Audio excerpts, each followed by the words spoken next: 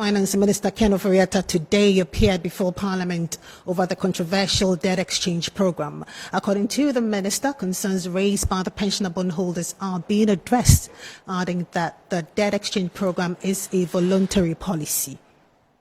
Mr. Speaker, as I've indicated, the earlier debt exchange program was to alleviate the debt burden while minimizing the impact on investors and the financial sector. Participation in the program has always been, Mr. Speaker, voluntary. The details of the domestic debt exchange are outlined in the exchange memorandum, and the subsequent amendments have been publicly available. The coverage of the exchange includes all locally issued bonds and notes of government, as well as ESLA PLC and Dachi PLC bonds.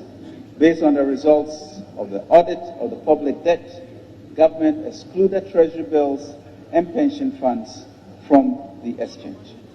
Mr. Speaker, since the first announcement of the DDEP program on 5th December 2022, the government has continued to engage with multiple stakeholders on the program. It has been an intense exercise of balancing compassion with the unavoidable and difficult path to restoring our debt sustainability. As a result, Mr. Speaker, a number of amendments to the terms of the offer have taken place, with the final extension deadline of 7 February 2023 and an administrative extension of 14 February 2023. The various extensions were to allow government to incorporate the feedback and insights it received from the various stakeholders, including the Council of State, the pension funds, organized labor, the Ghana Association of Bankers, NPRA, the Securities Industry Commission, Exchange Commission, National Insurance Commission, and the individual bondholders and retirees. Ofori Atta also urged members of Parliament to support the government in getting the board approval from the International Monetary Fund to ensure economic stability. I'm using this platform to inform the legislature of the financing of the budget by the Bank of Ghana. The domestic debt exchange exercise and the external debt restructuring program will make such financing unnecessary going forward in 2023 and beyond.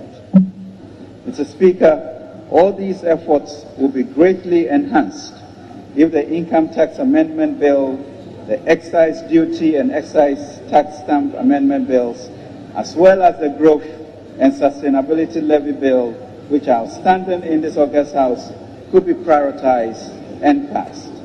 Mr. Speaker, the passage of these bills will enable government to complete 4 of the 5 agreed prior actions in the staff level agreement since tariff adjustment by the PURC, publication of the Auditor General's report on COVID-19 spending, and onboarding of GET Fund, DACF, and Road Fund on the GIVMIS have all been successfully completed.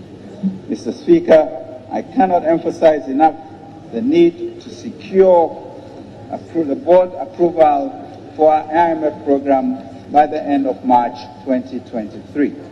I therefore entreat the House to prioritize approval of the outstanding revenue bills and the various concessional facilities so that we would ensure that the board meets successfully in March in Washington, and we also have the appropriate resources for growth from the facilities which are concessional.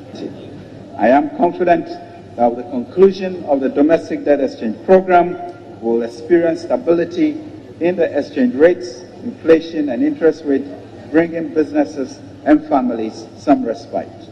Mr. Speaker, with the successful completion of the DDEP, we believe that with the sustained support of Ghanaians and this August House, we will recover from this economic crisis sooner rather than later, as indicated by His Excellency President Akufo-Addo. We will therefore encourage honorable members to support the government's secure board approval for the IMF program to restore macroeconomic stability, ensure debt sustainability, as well as provide critical social protection for the benefit of Ghana.